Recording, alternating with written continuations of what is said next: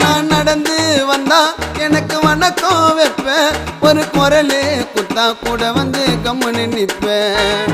தடி கூட நெருங்காது என்னோட அட்டி உள்ள பின்னால பேசுறவெல்லாம் என்னைக்குமே ஆம்பளை இல்ல.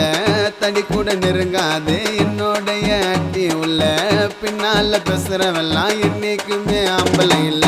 நாங்கெல்லாம் மட்ட கேசு நீங்கெல்லாம் திட்டு கேசு.